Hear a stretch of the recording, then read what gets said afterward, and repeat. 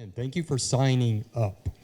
We put that list out there. You're probably tired of hearing from me. I sent a commercial out. I sent the things in the newsletter. I sent another reminder. I did all of that to get as many people here as we could. Our goal was actually to go to another venue. We were hoping that we'd have like 500 people show up and we'd have to go to the high school auditorium or something like that. Mrs. Hansberry wasn't thinking that, but yet here we are. So thank you. It means that you're interested in this topic, and it's something that we are really serious about ourselves. We're having some issues in our building. The middle school's having issues in their building. The high school's having issues in their building. Preschool kids are having issues. No, I'm just kidding. That's not yet. But we do have a story about a preschool child building a computer out of blocks today and teaching his preschool teacher how to do searches on his block computer. So, yeah, they are exposed to it. I am Kerry Corbett, in case you don't know me. I am the principal here in this building. I have been here since 2013, 10 years this year. I'd forgotten about that, 10 years. So anyway, thank you for coming. Thank you for showing up. This is going to be about an hour. Hopefully we'll be able to get through all of that. We are going to have you're going to have some questions. So if you do have questions, hang on to them. And we're going to try to save those for after the presentation. If I don't have a cordless mic, let me tell you a little bit about our setup. Colin is in the back. Colin is from the high school. We are actually recording this so we can send it out as a YouTube version at some point. So that's why we're using the corded mic, and that mic right there is recording everything I say. So that'll be coming out as well. Let me do a couple of introductions before we continue here. A lot of people are sitting over there at that table because they just don't want to be a part of the mainstream of the group. But I do have Mrs. Teresa Capocci over there. Teresa, can you let them know who you are? There she is. Teresa is the assistant principal here in this building. I also have, who else do I have over there? I've got Mrs. Monsu there. I see Mrs. Sheets over there. I have Kelly and Taylor Sweeney here, our preschool teachers. I have Mrs. Sandy there. And Dr. Carvalho is there in the back, our assistant superintendent. They say surround yourselves with good people if you want to be successful. Well, Mrs. Capocci, particularly over there, the teachers in this building, and this person here I'm about to introduce in just a second, are better versions of me on most days. So I hope you'll get a chance to say hello to them, chat with them if you like afterwards, and I'll share more about them at some point. But I do want to talk about Mrs. Hansberry here. Mrs. Hansberry, how many of you know Mrs. Hansberry? She is our school counselor and is, like I mentioned, a better version of me. And the reason I say that is because she thinks differently than I do. She has better opinions than I do most of the time, all right? And we are allowed to be vulnerable with each other, and we can kind of tell each other what we think. She is probably the only person in the building that will share with me an honest opinion of something that I'm saying or doing or what I should or shouldn't do.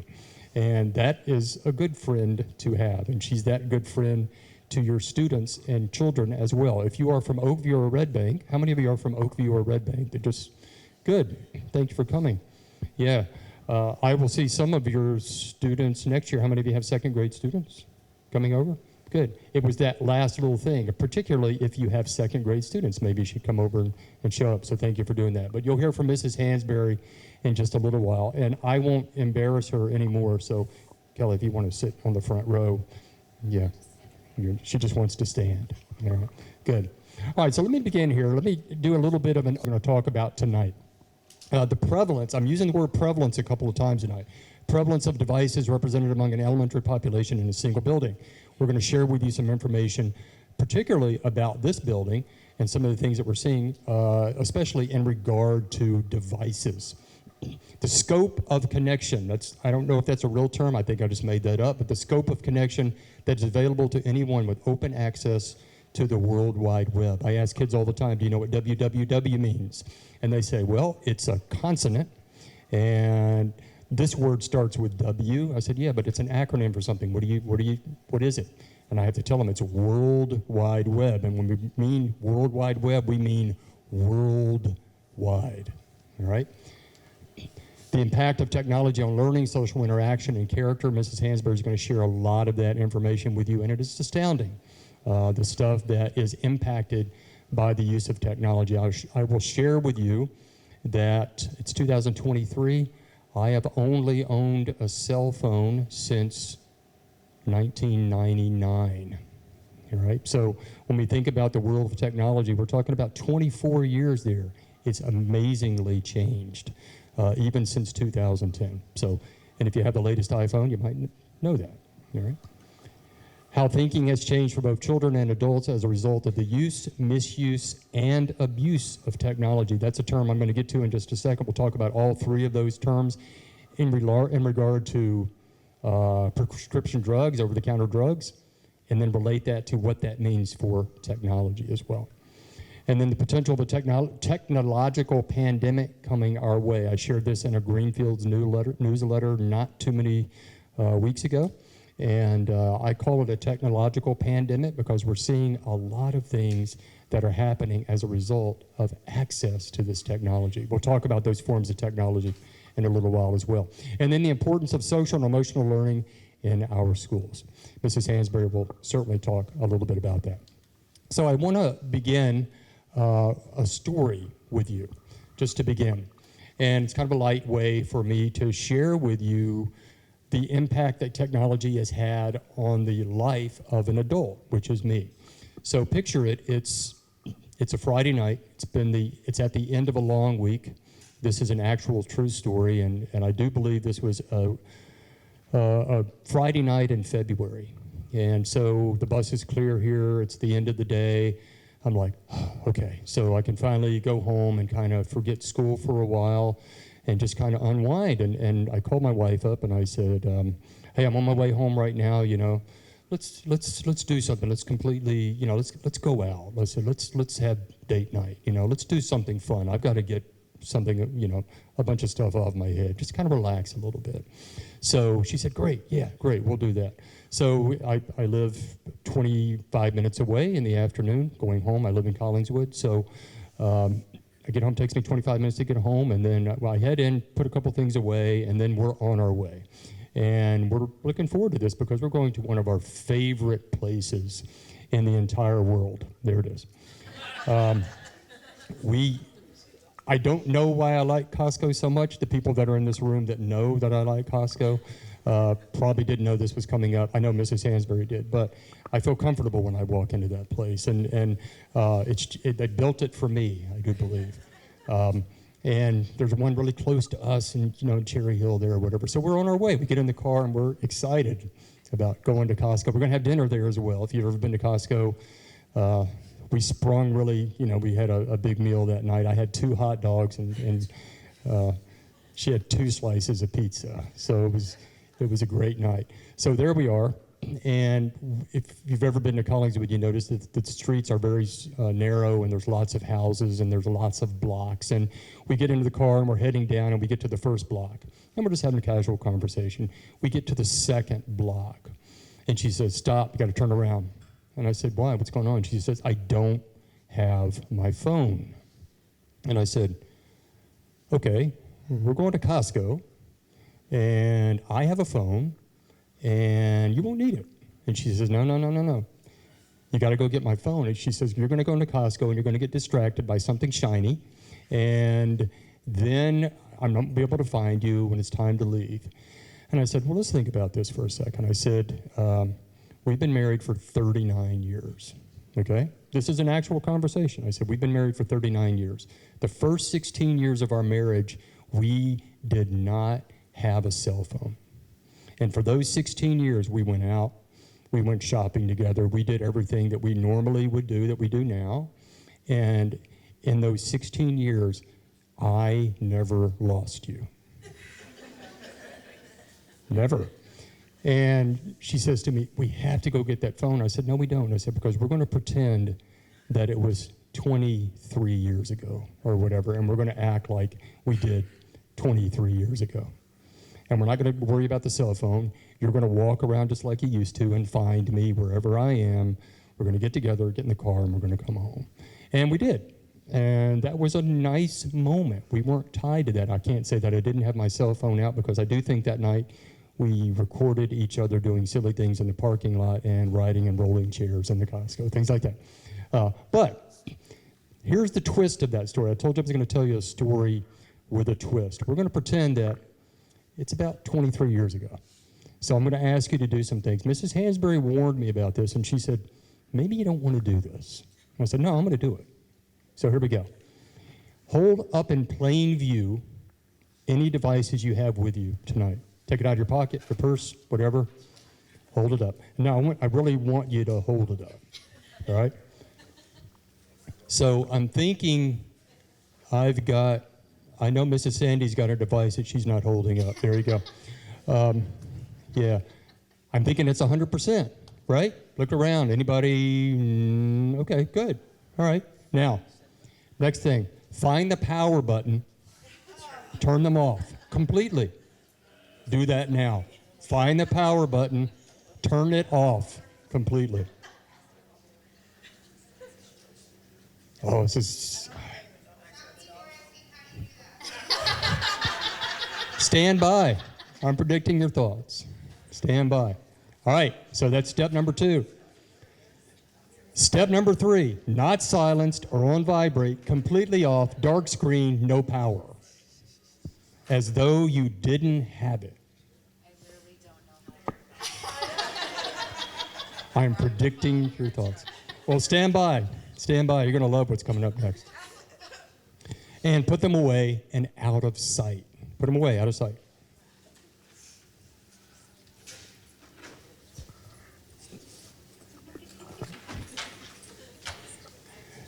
So what are your thoughts? Don't tell me. I think I have predicted some of those. All right? Here we go. One of them you've already mentioned. I'll get to that. Could you please repeat that? I was on my phone and missed it. All right? I'm pretty sure that somebody over at that table was on their phone. I'm pretty sure that Mrs. Sandy is still on her phone. All right, okay. All right. Wow, that person has an iPhone 14 Pro Max. All right? Phone envy. Yeah. I saw something that I really liked when you held those up. I'll just quietly sit here and do nothing. He'll never know. All right? Some of you are doing that. I was watching. I was paying attention. You didn't turn them off. All right? This is dangerous. The world needs to be in touch with me at all times. All right? I don't care what that man says. I ain't turning off my phone. That's what Mrs. Hansberry warned me about, by the way. Some people won't. This is embarrassing. I forgot how to turn my phone off. We have one person that has admitted that. I am not going to ask you. But by the way, Mrs. Corbett, who needs her phone so much, she does not know how to turn it on or off. All right? Don't tell her I said that. In just a minute, I'm Googling Mr. Corbett, Mrs. Hansberry. All right? Or, well, this is easy. I didn't bring a phone. I'm just here to listen. All right? Is there anybody that did not bring a device with you? I have a device, but it's not a phone. Fantastic. All right. You win the prize. There was a $100 prize for anybody that did not bring a phone. That's more audible books for me. More audio books. Very good. And I was just kidding. I really don't have $100 for it. Yeah.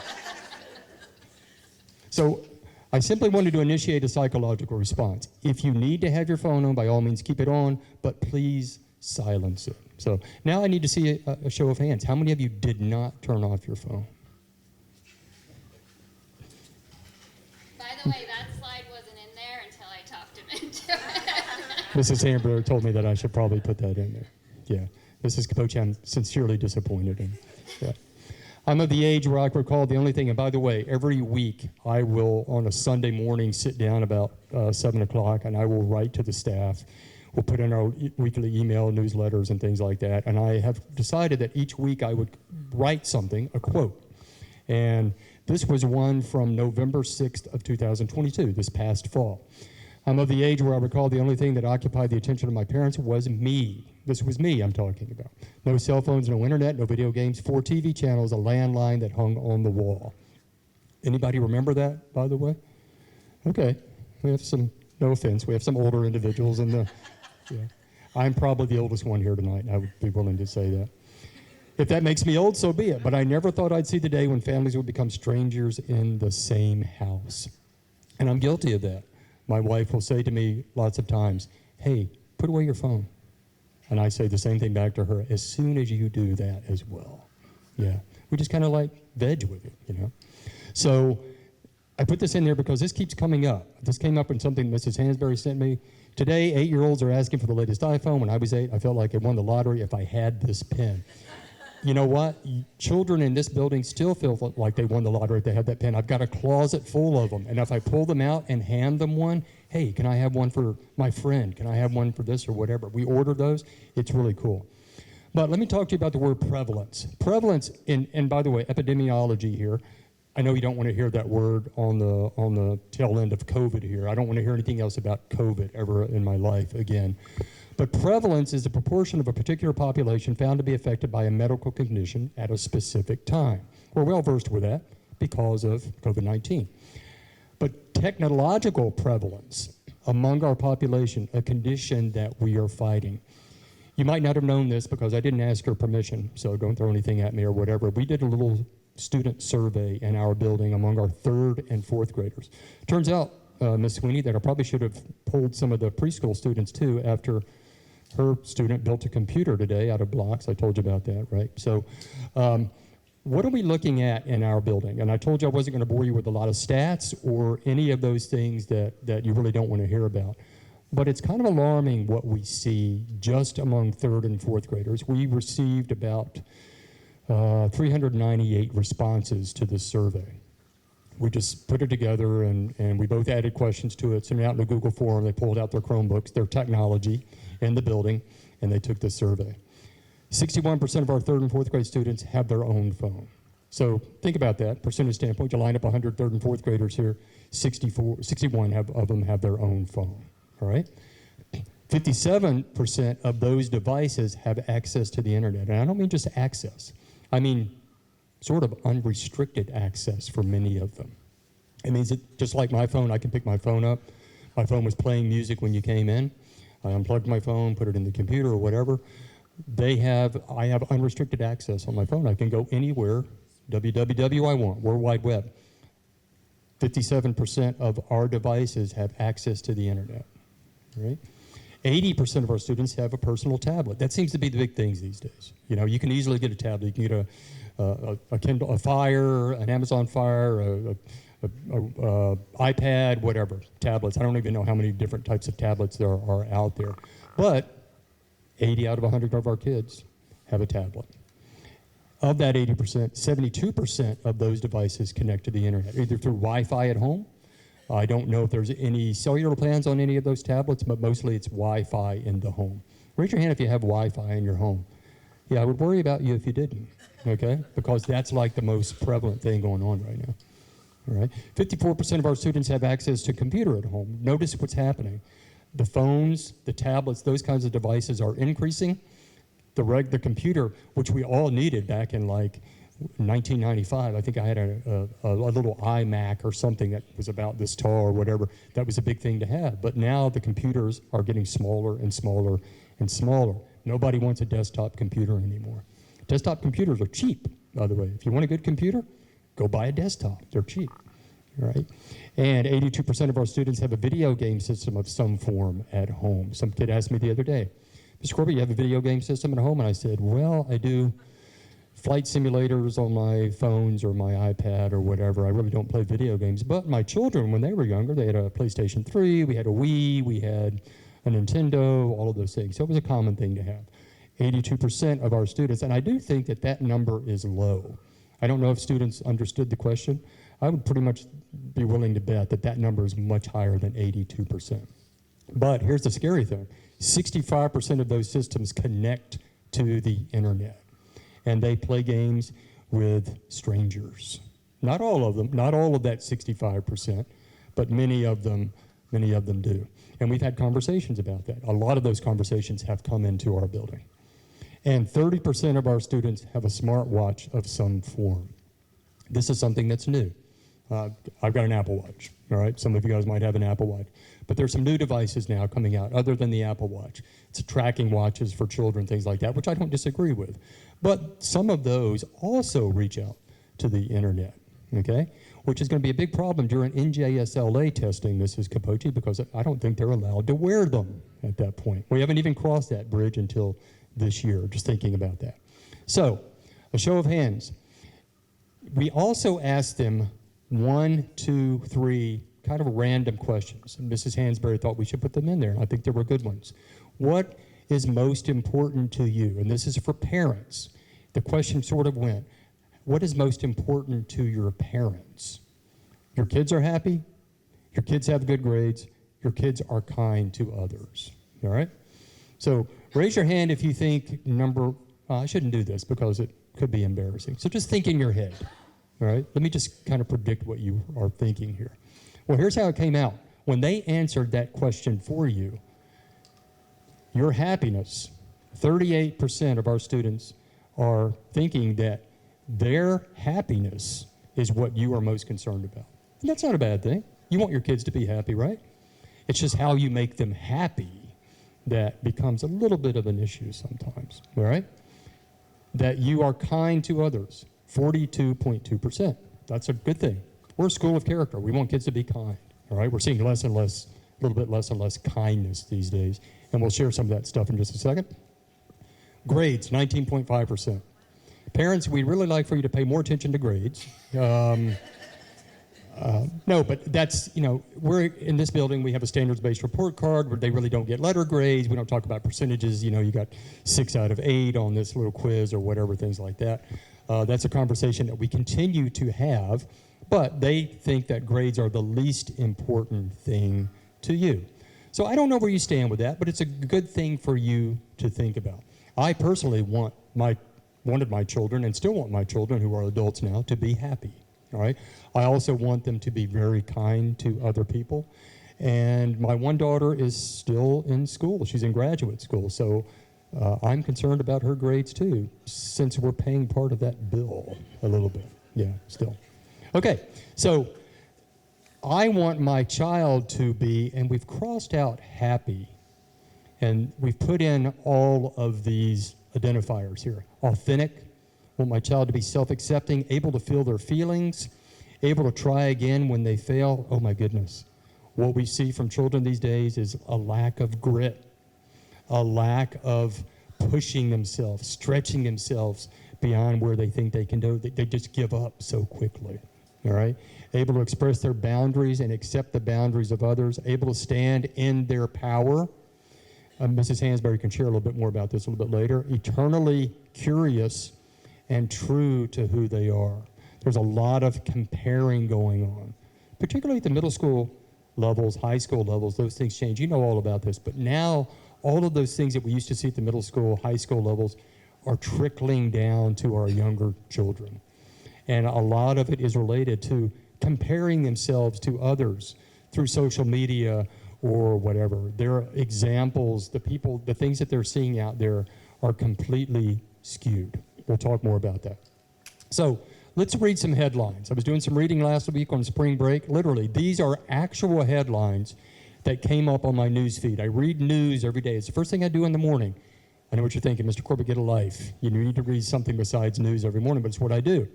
And I read Apple News on a tablet, okay? I'm guilty of that. It's easier than unfolding a big newspaper, and I can get a lot. I can customize my feed to all kinds of things that I like, and I like NASA, so this comes up. NASA simulated Mars habitat. We're going to Mars in a few years, I think, and they have built this habitat out somewhere. I think it's in Texas, maybe, and they did a 3D print of it. People are actually going to live in here for an entire year, and it's going to get them used to what life would be like on Mars. But the two important things that they think they needed in there is a PlayStation 3 and the board game Settlers of Catan, all right, which is a board game from like 1995 or something. Anybody play that game, by the way? All right. Good, I knew that. Yeah, thank you. You'll have to tell me about that when you're done. Next one. Should parents decide what their kids do online? These states think so. I don't know if you've heard anything about it. We're going to get to a slide in a minute where the Arkansas governor is trying to limit parents will have to limit social media until children get to age 13. They'd have to have parent permission, all of that. I don't think that's a bad idea, but this is up. Should parents decide what their kids do online? You know my answer to that question, all right? Yes. Yes. And before I forget to tell you this, if your child has a device, a cell phone, all right, or reaches out to the World Wide Web in any way, and you are the owner or the contract holder of that device, and I'm saying this now because I know I'm going to forget to say it later, you are legally responsible for what is on that device. I don't say that to scare people, but it's true. The law states that for us, All right? So what's the next one? New batch of classified documents appears on social media sites. All right, did anybody read anything about the classified documents that were leaked? Yeah, I did. Yeah, I did because it's out there now. Yeah. And this little 21-year-old guy from somewhere, I think he's in the Air Force, and he got access to this, and then he shared it on some social media site, and all of a sudden, classified documents are out there. I can guarantee you there are no classified documents in my office in this building, or in my shed at home, or any of those places. No classified documents. TikTok addiction caused by distress, not by boredom. People are saying, oh, TikTok. I'm bored. I'm going to get a TikTok account. All right? It's not because of boredom. It's because they're looking to escape. And a lot of social media does that for people. You escape. I find myself sometimes on Facebook, and I'm like, oh, I'm going to see how my friends are doing or whatever. And before I know it, I've spent a lot of time scrolling through the Facebook page. All right? It's not because I'm bored with anything. All right? I've had a long day. I want to de-stress a little bit or whatever. I want to do something besides think about school. All right? But with young children, with middle school students, with high school students, with teenagers in general, and with some adults, they do it to escape their current reality. We'll talk about that in terms of use, misuse, and abuse in a minute. Florida girl, you might have heard this. True story. Stole dad's car, took a friend on a 400-mile drive to possibly see person they met online, officials say. All right? First of all, 12-year-old driving a car is, I can't fathom that. All right? But drove 400 miles to possibly see a person that they met online, a stranger, because they had access to this. By the way, this ain't nothing. You're going to see a video in a minute that might be scary for you. U.S. intelligence agencies may change how they monitor social media chat rooms after missing leaked U.S. documents for weeks. All right? We've talked a little bit about that already. Arkansas governor signed sweeping bill imposing a minimum age limit for social media use. I think that's 13, I think, when I read the article. And finally, this one. Take a look at the top. The reason there's no beer on a space station, all right? This has absolutely nothing to do with anything that I'm talking about tonight. But it came up, and I thought I would show it. Raise your hand if you think you might know the reason why there isn't beer on the International Space Station. Nobody's gonna, I know Mrs. Kapocha. Why do you think, oh, hello, Mrs. Schwantes, good to see you. I didn't see you come in. Seems like a very important thing that you got to be doing, so beer's going to take you off that focus. And why? Why would it take you off that purpose? Distort your thinking ability. Okay, so it contains alcohol. It can distort your thinking ability. Mrs. Sainsbury, you should talk to your friend Jill Schwantes more often. Yes. In a survey of adults in this building today, and I won't name any names, there were about 6 or 7, 8 people, and I just kind of showed this to people, and all kinds of answers other than the fact that it was an alcoholic beverage that is a depressant that can distort your thinking, and when you're whizzing around the world at 17,000 miles an hour, all right, you might not want to be impaired. But I got a lot of answers like, has to do with carbonation, can't have cans in the space station, you know, a bunch of other things. Have to drink it out of a straw, yeah.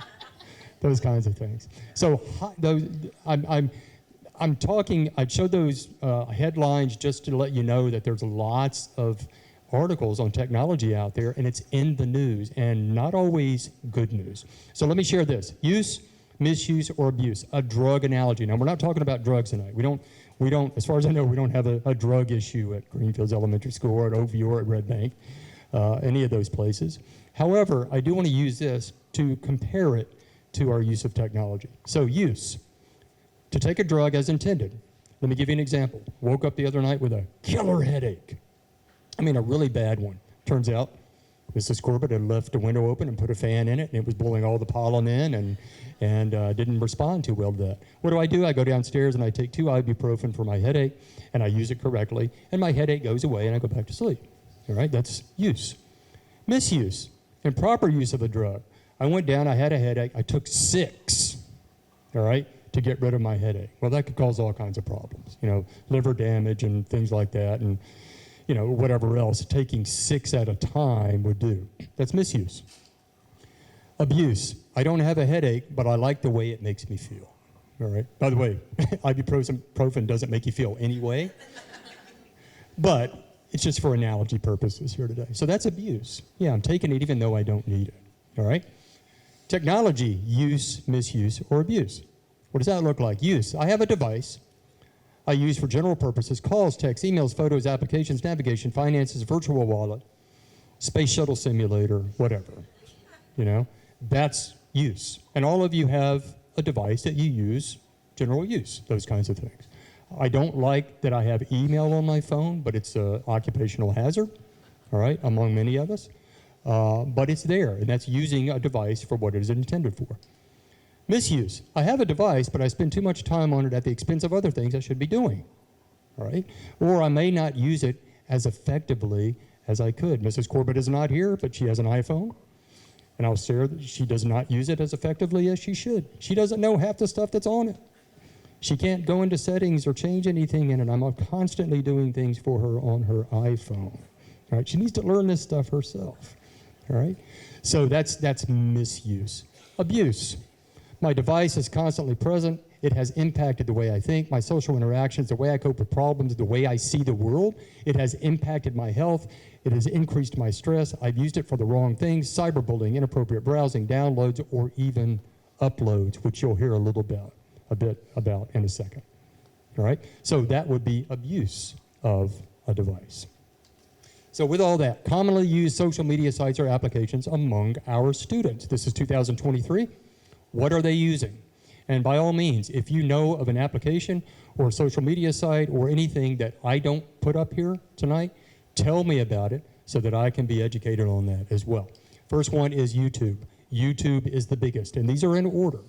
You're going to be surprised at what's last. But it's last, but it causes the most problems. But YouTube is a big one. YouTube is like television now. There's YouTube TV. All right? My brother has YouTube TV. He doesn't have cable. He has YouTube TV. All right? But you can search for anything on YouTube. It's not going to bring up terribly bad stuff, but it's going to bring up inappropriate stuff. And we see our students imitating that in the building because of something that they've seen on YouTube. It happens every day. All right? And Instagram. All right? I have an Instagram account. I don't know how to use it. Yeah. Well, I guess I do know how to use it, but I forget I have it. So, I have an Instagram account. Snapchat, all right? I don't have Snapchat, but many of our students do on their devices. Facebook. Now, here's the thing about Facebook. Facebook has become a social media site for old people, all right? Oh, you all agree with that? Okay, all right. So, but there are some facets of Facebook that younger students use as well, all right? So how many of you have this is a good question, how many of you have a Facebook account? All right, good, all right. All of you aren't old, all right? And TikTok. TikTok will be the death of me, all right? And many other adults. TikTok has become, it's last on the list as far as percentage of users among children. All right? But what they see on there and when they access it and what they do as a result of it and the problems it causes us in the building on many occasions, and we'll talk about some of those problems later, are huge. It's like the 80-20 principle, all right? Only 20% of the kids have it because it causes 80% of our problems. All right? So those are the top 5, if you will. Oh, sorry, group text platforms, I forgot one, all right? And there's a lot of group texting going on among our students, and yeah, they just get to these big chat rooms, and then the comments start flying, and then it comes back into the school, and we have some issues with that. All right, so with that, I'm going to stop talking. You heard enough from me. Ooh, yeah, you got 3 minutes, Mrs. Hansberry, to talk about what you got. No.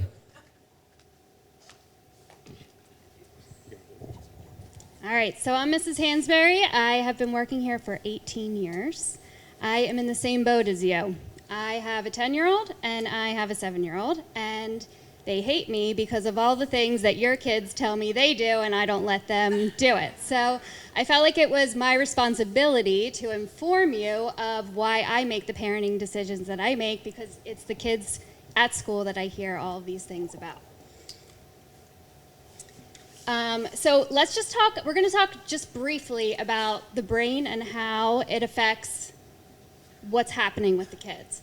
So your brain undergoes significant changes influenced by biological and environmental factors. So some things are pre-programmed, other things happen because of what's happening around them. Self-regulation begins to grow gradually at this age if taught and given opportunity to practice. So it has to be taught, and then they also have to have a chance to practice it themselves. We talk about that here. We identify feelings, we identify coping skills, but we can't jump in to rescue them.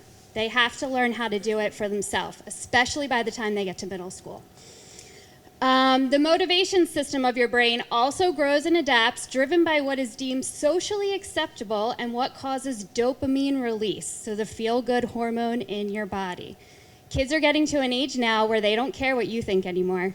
They care about what the other kids they're around think. You guys were in that age where it's going to change drastically. They're like half and half right now. But in the next couple years, you're going to see a big change. The child brain, which is kind of where we're phasing out, their big thing right now is seeking new information. Why? Why does this happen? Why does that happen? If we're not available to answer the questions, or they're afraid to ask us the questions, this is where they go. Google, Alexa, Siri. And now it's even scarier because a lot of platforms are introducing the artificial intelligence type of person where they're getting advice from robots. It's being piloted on Snapchat right now. And I think my son doesn't know about this stuff, right? He's 10. He doesn't have a phone. He has an iPad. He's only allowed to play, and he has an Oculus, the new Oculus thing. But guess what? He does. Because I'll come home and I'll say, did you ever hear about this chat AI thing? And he's like, oh yeah, Facebook was gonna have it, but then the AI people were talking to each other and that was a problem, that was a glitch, so now Snapchat's trying it out to see if it works. I'm like, oh my God, how do you know this stuff? You do not have any of these devices, but he talks about it with his friends, the smaller population of people who do. So we just need to be careful about, even I do it too, right? Alexa, what's this? Alexa, what's that if I don't know? But they need to start to create these neural pathways in their brain by using their 5 senses. So that's how your brain grows, okay? There's like this whole scientific thing about neural pathways and the development of brain. But if they're only using one pathway consistently over and over again, their brain is not growing the same as brains used to grow back in the day when they had to go get a book, go to the library, go out in nature and find the answer, talk to different people, investigate. They're not using those options anymore, so now their brains are actually not growing at the rate that they're supposed to be, which is where that environmental piece comes in. Okay, so then we get to the pre-adolescent and adolescent brain, which we are like transitioning into now. Impulse reactions are high, emotions intensify. The highs are really high and the lows are really low. If you have a 10-year-old in your house, which I do, I see that a lot. Your brain is getting ready to leave the nest. That's why it's like a whole biological thing. Otherwise, they'd stay home forever. Some people do stay home forever. But your brain is biologically wired to leave the nest, which is why they go out into the world to connect with other people and why that becomes more important than what your parents think. Risk-taking increases. That is supposed to happen. You're supposed to go out and take risks. You're supposed to go out and make mistakes. And you're supposed to learn that so when you get to be an adult, you understand why the world works the way it works. The lack of emotional or physical consequences, all of that doesn't really mature until age 26. So if you think back to your life, your college days, your high school days, even maybe right after college, we probably weren't all making the best decisions, right? But we had to go through part of that to get to where we are now. Unfortunately, the whole world, you're on display for the whole world now. It's not just your family. Your mistakes are not just at your college dorm. It is out for the whole world. And that is really scary to me as a parent And I'm sure that's scary for you guys too. Okay, so we have all different hormones that your brain produces. We're going to focus mostly on the dopamine. That's the reward chemical because that's what starts motivating decision making for kids. So listening to music, trying something new, doing something creative, ticking something off your list. So dopamine, some of you I probably know more about the brain than I do. So correct me if I'm wrong, but it's closely connected to the reward center in our brains. Whenever we see a reward worth chasing, our body produces dopamine to motivate us to complete the task, no matter how strenuous or difficult. So you have a goal to be the best soccer player. You have a goal to even finish your chores. I'm going to produce enough dopamine so that I can get through that tough thing to get the reward that I am anticipating. The problem is dopamine is being released so much more quickly with screen time than actual activity. So most addictions are caused by the brain's inability to produce dopamine without the drug or substance present. That means if they're getting their dopamine rush from a screen, they don't have it to do anything else. They don't have it to get through their chores. They don't have the interest in playing a sport. They don't have the interest in leaving their house to hang out with their friends. It's all used up.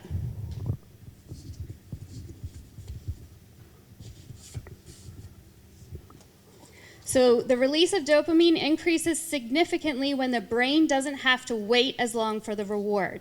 Video games, streaming media, social media produce instant and continuous stimulation and is therefore considered a high dopamine activity. So the rewards outweigh the risks. Most addictions are caused by the brain's inability to produce the dopamine without the drug substance present. So that's what we have up there. Okay, so what is an addiction? As a counselor, you learn about addictions, and these are kind of the steps to monitor if you feel like you're addicted to something. Mood modification is used as a coping strategy, a negative mood without access to the addiction. So think of anything that you would normally think people being addicted to: alcohol, cigarettes, whatever. The tolerance, need for an increased amount of addiction to experience the same gratification. Withdrawal, anxiety, distress, irritability when not engaged in behavior. Conflict, addiction is having a negative effect on your relationships, your work, your school, your sports, your hobbies, or other interests. And then relapse, fall back to problematic behavior after non-use. I think most of the kids fit into this category. Not half, I would say most. The websites, the apps, they're engineered for addiction. The people who create these apps, they are neuroscientists that have studied brains and how to get people addicted to stuff. And that's what they're doing. And the people who design the apps, they don't let their kids on it because they know how bad it is. But they're letting everybody else's kids get addicted to it so they can make money. And that is really scary. I feel like it could have, like Mr. Corbett said, you could sit there and start scrolling, and before you know it, an hour's gone by.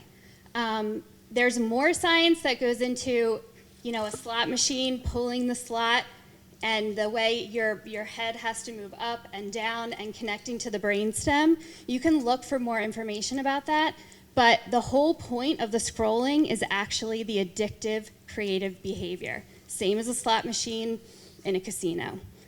So again, they're engineered to be addicting. Mood changes. I don't know about you, but my 10-year-old, if he's on a screen too long, I totally see a difference in his attitude to me, in his attitude in our house to other people. He's irritable, he is moody, and he doesn't even seem happy. I hear him and his friends, playing a video game, and they're screaming at each other. And I'm like, this doesn't even seem fun. This doesn't seem fun. You guys do not sound like you're having fun. Kids here are telling me about they're breaking their remotes because they're getting so angry. They're throwing their iPad against a wall and breaking it because of their emotional, turbulence going on and how involved they're in the game. And that just, I say to them all the time, that doesn't sound like fun. You're yelling at each other, there's cursing, there's fallout the next day behind what happened on the game. They can't take what happened in the game is not between the two characters. Their brains are not set up for that. It's happening between the two people. So whatever happened in the game last night, now I'm at school and I'm at breakfast and I'm in an argument with somebody about what happened in the game. You called me this name. You didn't let me into your party. You didn't, there's all kinds of fallout from all of that.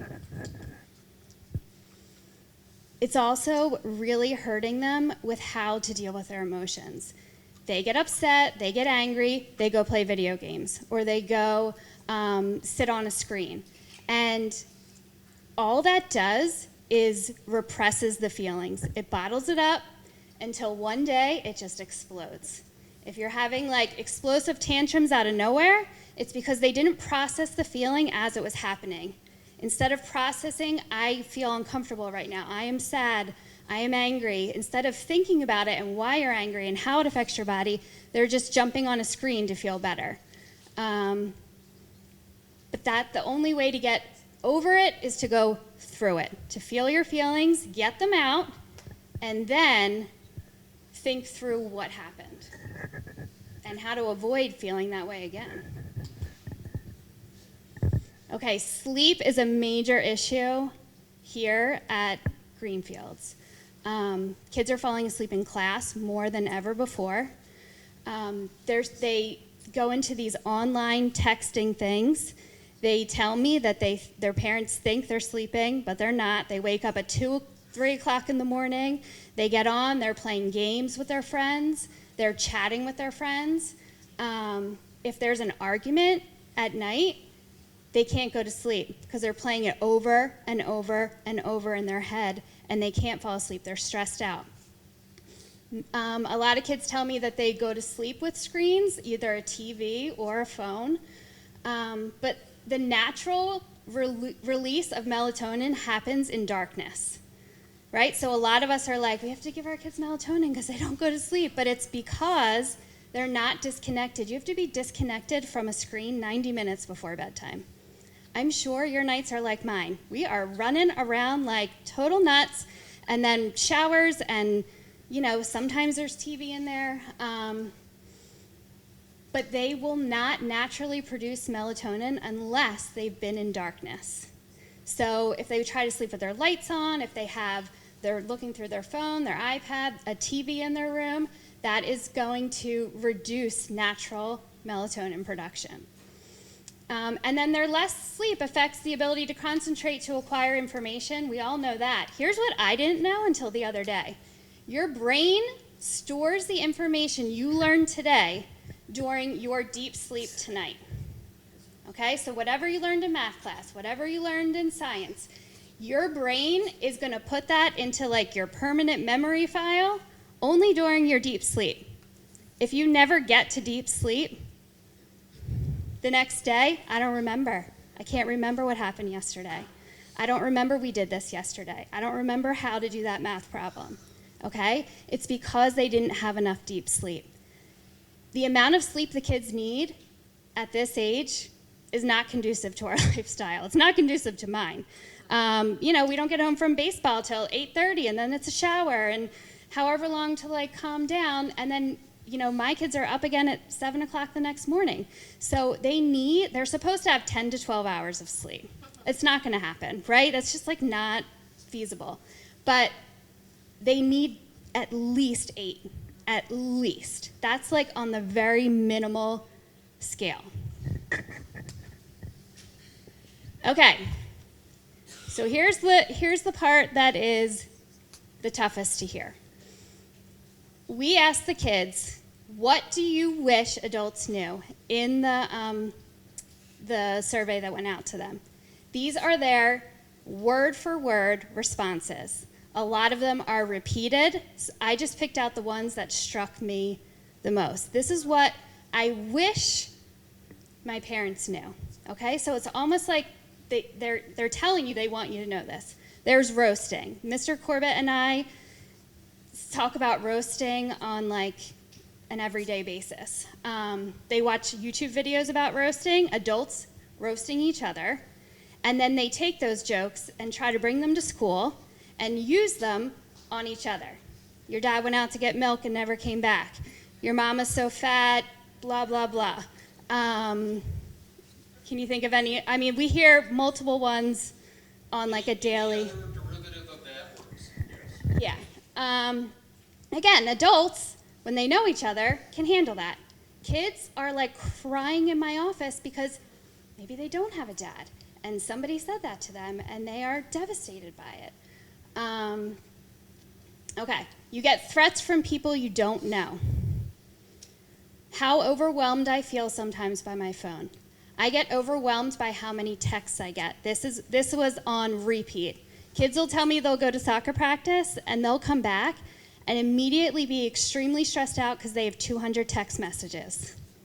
200 text messages because they were at soccer practice.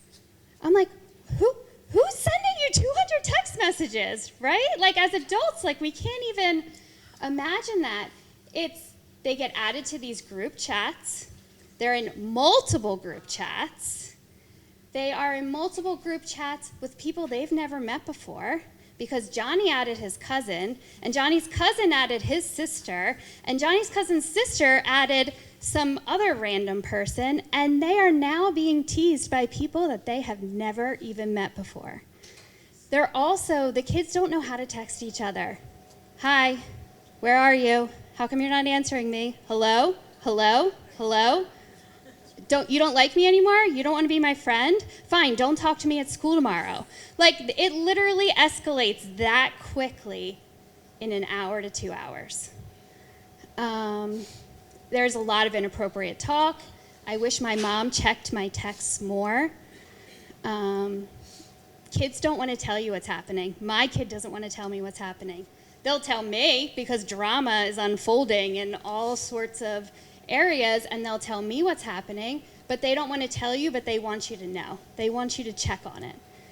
Random people call me.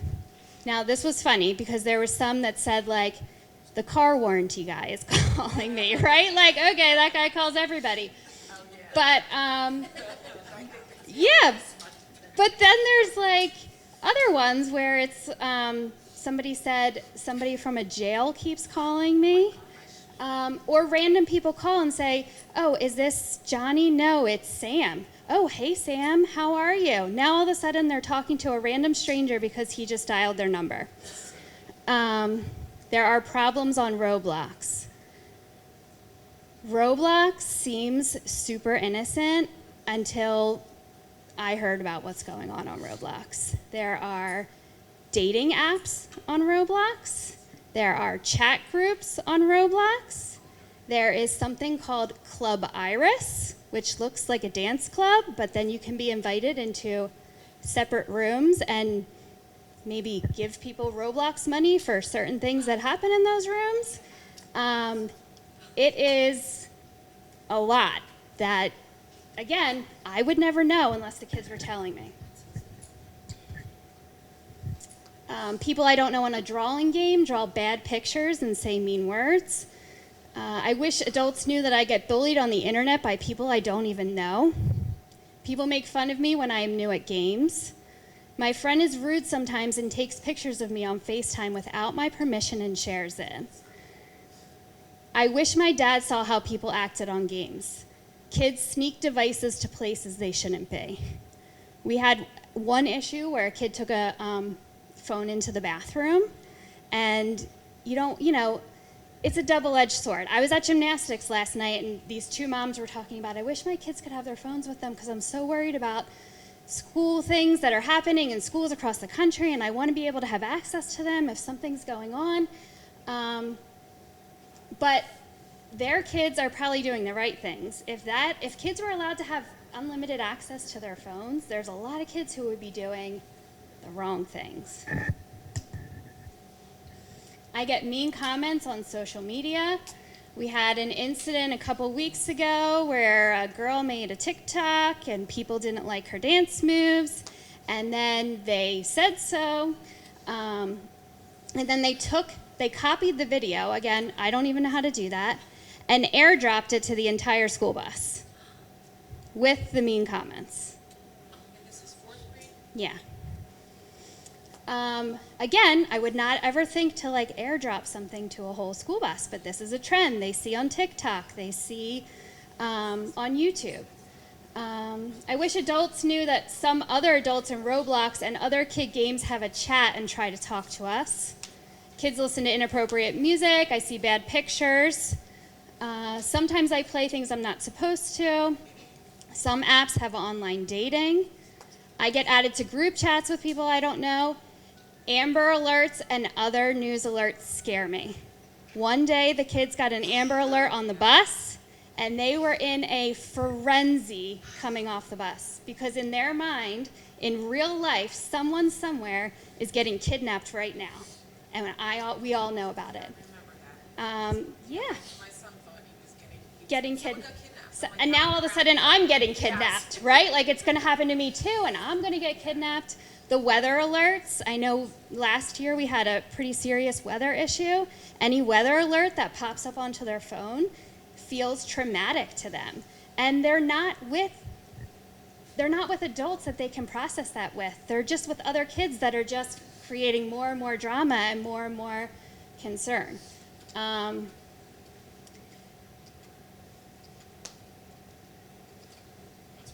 That's yours, okay.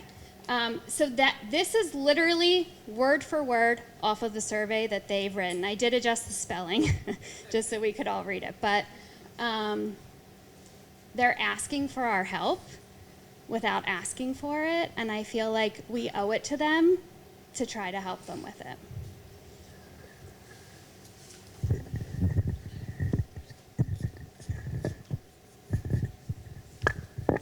I know what you're thinking. It's not all bad, okay? What we're sharing with you tonight is some of the stuff that we're seeing in the school, all right? However, I'm going to share with you all of the things that we're seeing in the school very quickly. Our HIBs, and I don't know if you know what a HIB is, harassment, intimidation, and bullying, which we are required to state by law, legislation, tells us that we have to do HIB investigations if it is warranted. We have had more HIB investigations this year than ever. Actually, yes, this year more than all years combined. And that's all kinds of bullying as described by the law. Increase in harassment, intimidation, bullying investigators, I just said that. Racial or ethnic comments that could even be considered hate speech. Lots of that in the building. And I'm not even going to share with you the words that are being used, but they're seeing it and they're using it without understanding that it's wrong. And there's no one guiding them in it. Comment fallout. I got a bad comment Mrs. Hansberry just spoke about comment fallout. You know, like my dance moves, and then all these comments come out, and there's all the results of all of the bad comments. Increase in physical confrontations in the building, more fights, more physical confrontation this year in our building. Sharing of photos without knowledge or permission of the subject, even some that are sexual in nature. Yes, in an elementary school building. All right? Pornography. Okay? Just being honest with you. If it can be searched for, and they're going to put in the words, it's going to come up, and then they can't unsee it or stop themselves from looking at it again.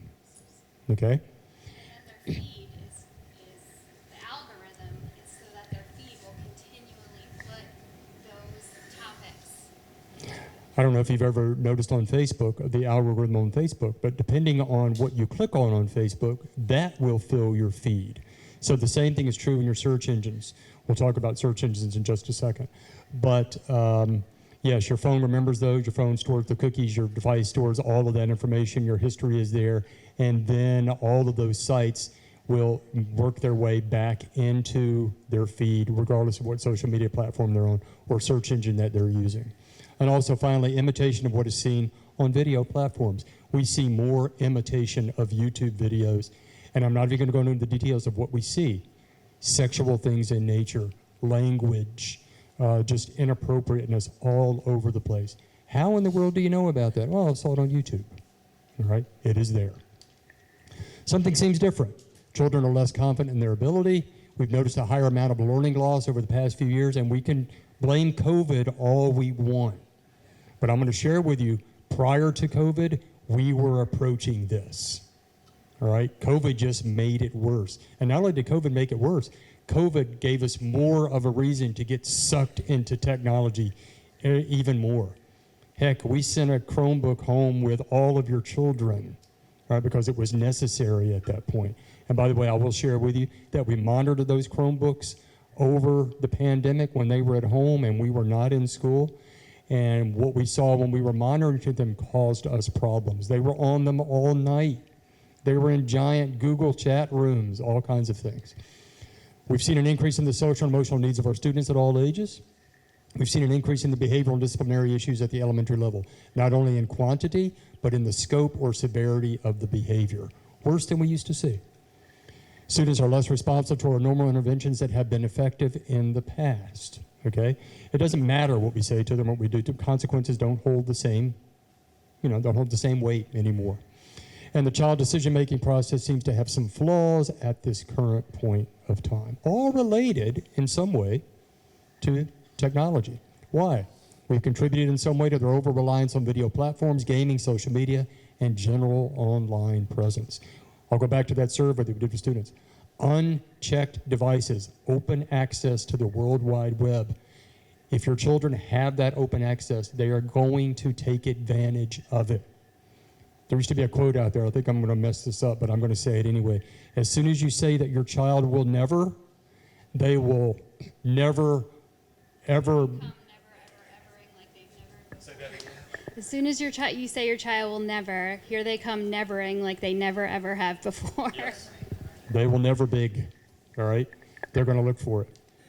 Children have full access to information in a way that would have been hard to imagine just 5 years ago, all right? It's changing that rapidly. We talked about ChatGPT, the AI. And by the way, I feel really badly, but Mrs. Hansberry was talking about Alexa. I don't know if you noticed it when you came in, but there's one sitting on the table out there that I check the weather on every day. And I play music on Friday mornings and all of that. It's impacting their thinking, social interaction, ability to learn. All right, so I'm going to show you this. This is quite alarming. This is a trailer for something that you can actually watch on YouTube. It's called Social Media Dangers Childhood 2.0. I don't know if any of you have seen that, but I do want to throw it out there for you to take a peek at. I will remind you that this entire presentation will be, it's kind of ironic that I'm going to say this. Yes, yes. Yeah, we are going to post it there. That's the easiest platform for me to post any kind of videos. And you'll notice when I send videos out that I'm on the YouTube channel. So you don't have to subscribe to me, by the way. I'm not making any money for any YouTube videos. So let me click this for you quickly.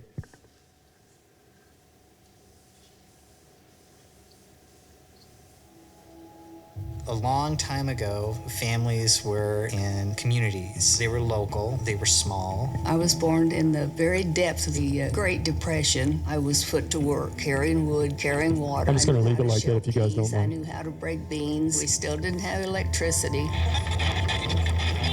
I have 2 Instagram accounts. I use Instagram, Snapchat, and TikTok. TikTok and Fortnite. I can just scroll for hours on end. 11 hours a day. It's been 8, 9. Maybe like 12. It's actually been a way that we can keep track of them out there in the real world where things really are scary. The lives of kids were sort of changing slowly for a while, and then all of a sudden, most kids were able to get on social media, and that's when everything skyrocketed. The rates at which they're experiencing problems continues to increase. We also know that the teen suicide rate increased 56%. Last year alone, we received over 18 million reports of international and domestic online child sexual abuse.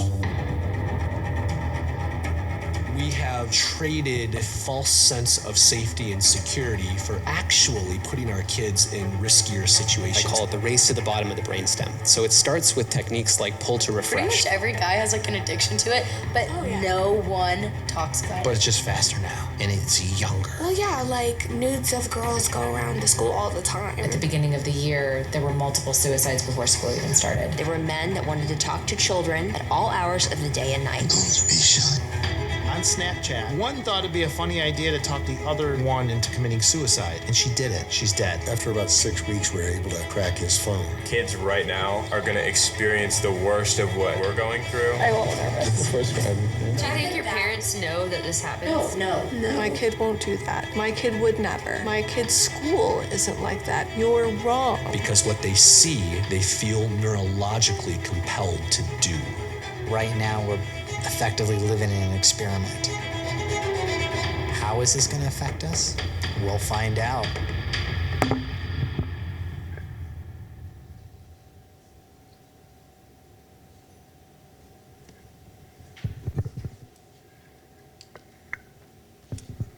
Okay, so this isn't a political statement when I say this.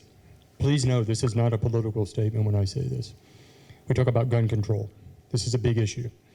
There's an issue there. We know potential fixes for this, but it's one of those things that we keep sliding off to the side, and then we continue to have problems with it. That's not a political statement. Don't come up to me later and say, you shouldn't have said that, all right? I said that to say this. This is another one of those issues, our technological pandemic, that is not going to get better until adults decide that they are going to do something about it. So I will branch out and I will say this to you tonight. Thank you for being here. I have a feeling that because you are here, you are already doing this. The parents that I wanted to show up are the parents that aren't doing it. And that is the large majority that didn't have time to come out tonight. I hope you're not offended by me saying that, because I'm grateful that you are here, and I'm hopefully that you've learned something and that you're going to make some changes if you need to for your children's devices or whatever it is that they're using. But we're going to talk about the potential danger of the device. Smartphone or tablet in itself is not always a bad thing. I will show you this very quickly. This is, I told Mrs. Hansberry I was going to use this, a study of the relationship between video game play and hand response speed in 5th grade students. Somebody actually wrote that paper. Somebody actually wrote that paper in 2003. That was me, okay? And the reason I wrote it was because of the little mini thesis that I had to do or whatever, and I kept it. It's incredibly boring, all right? I'll be glad to make a copy of it for you if you want to read it. But it's extremely accurate. And what I'm saying that for is that it's not all bad. Some of the best pilots in the world are video game players. Drone pilots. We have drone pilots that are now aces in the military because they have so many kills in a war zone or whatever just by flying a remote control plane.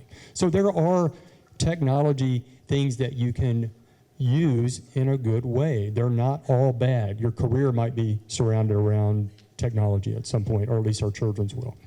But it's indicative of how children see and assimilate information in 2023. A little screen time on a daily basis can be productive in many cases. It is a little way for children to unwind sometimes, not for 6 hours at a time, not for all day on Saturday, all day on Sunday, not before they go to bed, not to pull out in the middle of the night, those things that we've already talked about. However, in too many cases, technology is being used to pacify children. Children have better technology than me. By the way, there are students in the building that have a better iPhone than the principal does. All right, they really do. Talk about the iPhone 14 Pro Max. We've got one. Yeah, I don't. Somebody else in the building does, though. Unchecked access to the World Wide Web is prevalent in our school. Children are learning the truth from social media. This is their truth. This is what they understand as truth. All right, it's not what reality is. It's their reality, and they buy into it. We are seeing behavioral changes in a way that we haven't seen before. Profane language, sexual comments and action, sharing of inappropriate photos, cyberbullying, TikTok challenges in the bathroom, replacing active play with an obsession with video games, etc. It just goes on and on. So with that, unobstructed access to online information in all forms has changed the mindset of children, and they don't have the mental capacity at a young age to assimilate it properly. Heck, adults don't have sometimes the mental capacity to assimilate it appropriately. Left unchecked, this will impact their learning, social interaction, character development, moral compass, decision-making ability, and their capacity to lead instead of follow. All right? I'm going to say this one more time. We're serious about this because we live it firsthand. My neighbor said to me the other day, boy, I can't wait for Colette to go back to school. She's my little neighbor that lives across the street. Yes, it was a long spring break. We're ready for them to go back to school. And I said, well, I didn't have that problem over spring break. I really enjoyed it. I don't have any children at home. But I have to go back to 503 of them on Monday. Okay? So these thoughts tonight are based on the thoughts and actions of 503 school-age individuals in an elementary school. World news, social media, video affirmation, dependence on devices, pornography, violence. The list continues. It is not going to get better. It's only going to get worse if it's left unchecked. That's why we're putting this out there. And even if your child doesn't have access to an unchecked device, they are exposed to it by others who do. This is Hansberry's 10-year-old son. Top 5 device rules for kids. This is going to be hard to swallow. By the way, this is Officer Gomez. He is one of the people that we are going to suggest that you log into or subscribe to or befriend on Facebook or follow. I guess follow is the word, right? Or Instagram, all right? No Wi-Fi devices in bedrooms, no social media until 13. I don't know why they picked 13. 13 seems to be this weird arbitrary number to me. Set a screen time limit and stick to it. Say no to Snapchat and TikTok. Did you hear what that said? Number 4, say no to Snapchat and TikTok. Less than 200 friends on any application. 200 friends might translate into 400 text messages during a soccer game. So if you find inappropriate content on your child's device, by the way, when? Yes, thank you. So you find, yes, when you find, okay? So how many of you know on your own phone or device or computer or whatever to check the history of a search? Okay, good. I'm hoping that all of you do. If you don't know how to do that, reach out to me. We can certainly share how to do that. How many of you know how to delete history or cookies on a device? Okay, because if you don't, then that's going to keep coming into their feed, all those types of things. How many of you know how to delete twice on a device? All right, good. Because if you take an iPhone, you delete your picture or whatever, it gets deleted, but then it gets sent to another folder for 30 days where it's not deleted, it's still sitting there. You have to delete that as well, all right? I won't even begin to tell you some of the things that I have seen on devices in our building, all right? It's not that I do phone searches. If your child has an issue with a phone, I always will call and say, listen, is it okay, or do you want to come in, unlock your child's phone because we have issues with their phone? I need you to see what's on there. I never do that or have them log in for me, all right? So anyway, stay calm. Talk to the children in a calm way as to why you're concerned. If you get angry, kids will not come to you with problems in the future. My dad always used to say, if you just come to me and tell me the truth, it won't be so bad. He lied, by the way. It was always just as bad. But, yes, but if you get angry and you show that emotion, then they're going to be reluctant to come to you the next time. Let them know they can always come to you if something is weighing on them or bothering them. Set parameters for this process. Parent-child notebook. Out for an ice cream, shoot hoops, etc. This is the beginning of building a trusting relationship. Here are some recommendations for more information. Like I said, this is going to be out there. This will be put out. But here are some books that I've read. Thrivers, The Boogeyman Exists, Just Look Up. I have taken a peek at Unselfie, Common Sense Media, Screenagers. But these are all recommendations out there. Also, you should know that I am going to send out, and I'll send this out to all buildings, references and information that we have used for this presentation or things that you can tap into. Here we go, ironically again, links that you may search through, whatever. See, there are good uses for technology. It's easier for us to do it that way. And follow Parenting in the Tech World, that's on Facebook. Officer Gomez, Facebook and Instagram, and Michelle Borbo on Facebook and an Instagram as well. All right. So like I said, these will all be out there. You don't have to come up and take pictures of them or anything tonight with that. But what we would like for you to do is at some point before you leave tonight, ironically, come up. I keep using that word. Come up and you know what a QR code is, right? And if it works for you on your phone or whatever, come up, take a picture of this. It's going to take you to a website that's going to have you share some information with us. All right. I tried this on my phone, by the way. It worked on my computer fine. It worked down here, but I had to get really close. All right. But go in, fill out that Google form. It's information that we're not going to use against you anyway. We're not collecting email addresses or anything like that. It's just information that we'll need to know as a follow-up to this presentation. If you have questions or if you have any concerns or anything like that, I'm not going anywhere. I told my wife I'm going to be home to midnight. No, I'll be home before then, but I'll be happy to Mrs. Hansberry will hang out for a little while. I'll be here a little while. But if you have any questions or concerns or anything about this at all that you need to know, come and see us, come and find us. But I do want to thank you again for showing up. That's meaningful. That's meaningful not only for us, that's meaningful for your children. I hope you'll go back and you'll say something to your children. Hey, I met Mr. Corbett tonight. I met Mrs. Hansberry tonight. They had a lot of things to say about social media and your technology and all of those things, and share and have a conversation with them about that.